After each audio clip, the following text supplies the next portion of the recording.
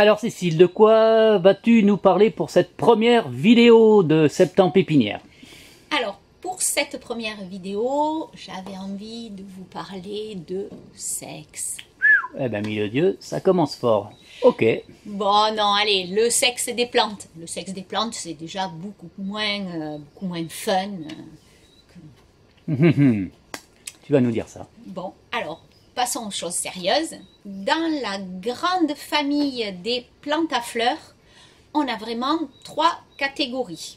Les plantes hermaphrodites, les plantes monoïques et les plantes dioïques. Ok, donc 3 groupes. 3 groupes, 3 catégories. Donc la plus grosse des catégories, c'est à peu près 80-90% Ah oui. du monde des plantes à fleurs, ce sont les plantes hermaphrodites. Hermaphrodite, qu'est-ce que ça veut dire? Ça veut dire que sur la même fleur, il y a à la fois les organes mâles et les organes femelles. Alors c'est quoi ces organes mâles et organes femelles? Les organes mâles, ce sont les étamines. En général, elles sont tout le tour, au milieu des pétales, tout le tour, on a ces étamines. Et quand la fleur est mature, les étamines vont distribuer le pollen. Le pollen, c'est une espèce de poudre. Quand vous le touchez, vous allez avoir ça sur les doigts. Et cette poudre, elle correspond à peu près aux spermatozoïdes. Voilà pour l'organe mâle. Et l'organe femelle, en général au centre de la fleur, vous avez le pistil, qui peut être simple ou multiple. Et ça, c'est l'organe femelle. Donc voilà pour les plantes hermaphrodites. Après, on a les plantes monoïques. Donc monoïques, qu'est-ce que c'est? C'est des fleurs mâles et des fleurs femelles sur le même pied, sur la même plante, mais à des endroits séparés. Là, on a un exemple que tout le monde connaît, c'est le noisetier. Donc le noisetier, vous avez peut-être, je vous montre, on a ramassé un petit rameau là. Donc le noisetier, vous avez ce que tout le monde voit, ce sont les chatons qui sont longs comme ça. Les chatons correspondent aux fleurs mâles, ils distribuent le pollen. Et ici, en tout petit comme ça, là, voilà, je m'approche, j'espère que vous allez le voir. Ici, donc, on a la fleur femelle. Bon, là, elle est un petit peu fanée, mais au milieu, on a les étamines qui ressortent. Quand la fleur est bien mature, on le voit très très bien. J'ai dit les étamines? Oui. Non, mais je me suis trompée, c'est le pistil. D'accord. On a les pistils qui ressortent, et quand la fleur est vraiment mature, on le voit très très bien. Ces pistils, ils sont de couleur un peu rouge. Bordeaux. Donc là, Bordeaux, ouais. Donc on arrive vraiment à les reconnaître. Voilà pour le noisetier. On a aussi l'akébia, qui est une plante grimpante qui fleurit en ce moment. Alors là, on le voit très très bien. Une très belle liane coréenne, facile à cultiver, une très belle grimpante. Voilà. Donc ici, vous avez tout le groupe là de fleurs mâles. Voilà, elles sont ici. C'est des petites fleurs, toutes petites. Donc tout ça, c'est les fleurs mâles. Et un peu plus haut sur la grappe de fleurs, on a les fleurs femelles. Elles sont ici. Sur les fleurs femelles, on voit très très bien les pistils, multiples d'ailleurs, parce que quand ça va être pollinisé, ça va faire un fruit multiple, plusieurs fruits sur le même pédoncule. Donc voilà les pistils. Quand on les touche d'ailleurs, ici à l'extrémité, ils sont un petit peu gluants. Ça, c'est une stratégie que la nature a mis en place pour vraiment retenir cette poudre de pollen sur le sommet du pistil.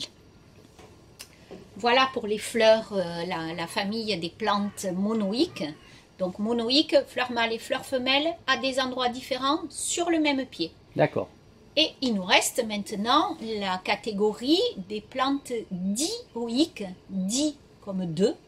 Donc dioïques, on a des pieds qui ne vont avoir que des fleurs mâles et d'autres pieds qui ne vont avoir que des fleurs femelles. Donc là, tu vas nous citer un exemple type, j'imagine. Oui, ben, un exemple que tout le monde connaît, c'est le kiwi. Kiwi et son cousin kiwai. Donc kiwi et kiwai ont des pieds mâles et des pieds femelles. Donc comment on reconnaît ces fleurs mâles de ces fleurs femelles chez le kiwi? Je vais vous en parler un petit peu parce que c'est vraiment une question récurrente. Souvent les clients nous disent mais moi j'ai un pied de kiwi, il fait des fleurs mais je ne sais pas si c'est des fleurs mâles ou des fleurs femelles. Je confirme. Donc comment on reconnaît? Je vais vous mettre des petites photos là dans l'angle de la vidéo. Ça s'améliore. Donc en fait les fleurs mâles, quand on regarde la fleur de près, les fleurs mâles elles ne contiennent que des étamines puisque c'est l'organe mâle. Au milieu il y a bien un petit pistil mais il est vraiment minuscule, complètement atrophié. Et il n'est pas du tout en état de marche, on va dire. Donc les étamines de ces fleurs mâles, quand la fleur est mature, on touche et là on a énormément de pollen, de poudre sur les doigts. Et puis après, la fleur femelle, c'est un petit peu le contraire. Donc cette fleur femelle, elle a au milieu un pistil qui ressort énormément et à la base, un groupe d'étamines, mais qui sont complètement atrophiées. Et même quand la fleur est mature, ces étamines ne distribuent pas de pollen. On n'a vraiment pas de poudre sur les doigts. Donc c'est un peu comme ça qu'on reconnaît les fleurs mâles et les fleurs femelles chez le kiwi. Il y a aussi une autre plante qui est dioïque, c'est l'argousier. Ah oui, bon, mais l'argousier, on va faire une vidéo spécialement là-dessus. Oui, parce qu'en fait, l'argousier, il est en fleur en ce moment, là. Et là, c'est vraiment une fleur très, très spécifique. Donc, on va faire une vidéo très bientôt pour... je vais vous montrer la différence entre les pieds mâles et les pieds femelles. Ok, donc aussi. ça sera sûrement la prochaine vidéo, j'imagine. Oui, ça sera la prochaine vidéo. Donc voilà pour les trois grandes catégories. Hermaphrodite, 80-90%. Monoïque, 6-7%. Dioïque, 6-7%. Très bien. Maintenant, la suite logique veut que l'on parle de pollinisation, car sans pollinisation, pas de fruits. Donc, que ce soit des plantes hermaphrodites, monoïques ou dioïques, il y a des plantes autofertiles et d'autres autostériles. Alors pour les plantes autofertiles, qu'est-ce que c'est? Ben, ce sont les plantes dont leur propre pollen est compatible. Du coup, ben là, il y aura pollinisation. Et les plantes autostériles, leur propre pollen est incompatible. Il faut qu'il y ait une pollinisation croisée. Donc, il faut implanter à côté une autre variété et du coup, il pourra y avoir pollinisation croisée. Je prends un exemple que tout le monde connaît, c'est par exemple le poirier.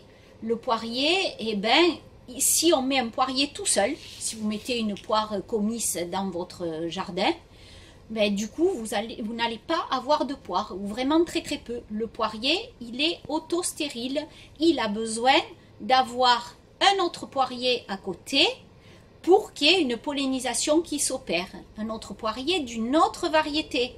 Là, je pense à la poire William qui, dans le monde des poires, est un très très bon pollinisateur. C'est aussi le cas, par exemple, chez les feijoas. Chez les feijoas, il y a une grande variété de feijoas et la grande majorité sont autostériles. Leur propre pollen est incompatible. Vous allez mélanger, par exemple, un feijoa mammouth avec un feijoa jiminy. Là, il y aura pollinisation croisée, vous allez avoir du fruit.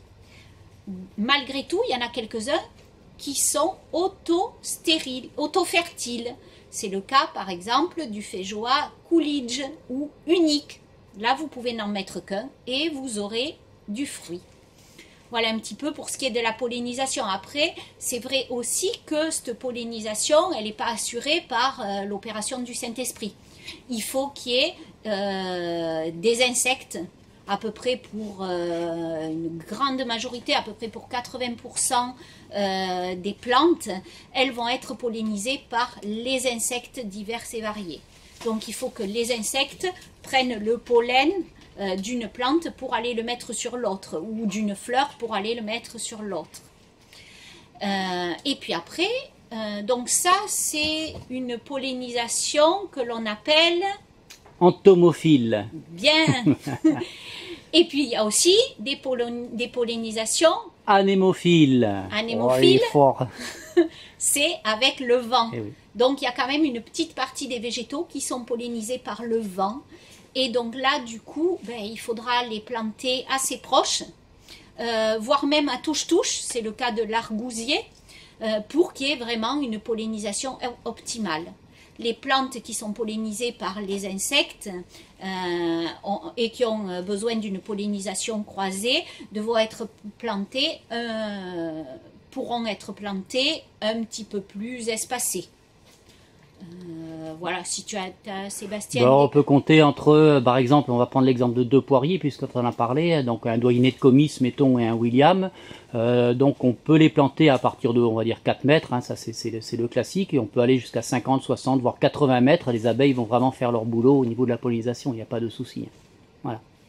Bon, écoutez, je pense que là, on a à peu près fait le tour des bases du sexe des plantes et de la pollinisation. C'est vrai que c'est un petit peu rébarbatif, en espérant qu'on aura pu rendre ça assez digeste pour vous. D'accord. Et encore, il y a une petite exception, le côté parthénocarpique, tu voudrais pas en parler? Oui, j'allais oublier le côté parthénocarpique. C'est vrai que c'est une petite particularité des végétaux. Donc là, ça s'adresse aux plantes dioïques, donc celles qui ont des pieds mâles et des pieds femelles séparés. Les pieds femelles, en fait, les femelles vont être capables de faire du fruit, même en l'absence de mâle. Sauf que ce fruit va être stérile, il ne contiendra pas de graines. C'est le cas, par exemple, du houblon. Le houblon, tout le monde connaît, c'est une liane vivace et dont on se sert des cônes pour parfumer la bière. Oui. Du coup, chez le houblon, ce sont les pieds femelles qui nous intéressent. Seuls les pieds femelles font ces petits cônes. Et chez le houblon, un pied femelle tout seul est capable de faire des cônes qui vont garder toutes leurs propriétés. Ils seront vraiment très parfumés, même s'ils n'ont pas été pollinisés par un mâle. Donc d'ailleurs, pour ceux qui veulent se lancer dans la brasserie, il vous faut acheter du houblon, et du houblon femelle seulement. Hein. C'est ce qui va fonctionner. Hein. Pas besoin d'acheter des mâles, pas besoin d'histoire de dioïque. Donc vous aurez vos cônes, comme on dit dans le sud, de femelles, et sans graines, mais ça va très très bien. Donc pour les brasseurs, houblon femelle uniquement. Hein. Voilà. Après il y a des cultivars différents, mais houblon femelle. Voilà. Je pense aussi à un autre, il y a un cultivar femelle d'argousier, puisque l'argousier est dioïque aussi, qui là on l'a laissé au jardin, hein, on va voir si ça s'avère vrai, mais donc il y aurait un cultivar femelle qui serait parthénocarpique, donc du coup c'est assez bien pour pouvoir faire de la gelée, parce qu'on va se retrouver avec des fruits qui ne contiendront pas de graines, et du coup super pour la gelée. C'est intéressant. Bien que, juste une petite remarque, les graines des argousiers font une huile absolument exceptionnelle. Hein. Après, il faut avoir le matériel pour je crois que c'est Velleda qui fait ça en Suisse. Ouais. Mais il faut avoir le matériel pour extraire l'huile. Mais c'est une huile de très très grande qualité sur les argousiers. Mais bon, tu vas en reparler, je pense, dans la prochaine vidéo sur les argousiers. Oui. Voilà, tu nous fais une petite conclusion ? La petite conclusion, c'est merci à vous de nous avoir écoutés. Et puis, au revoir. Ciao.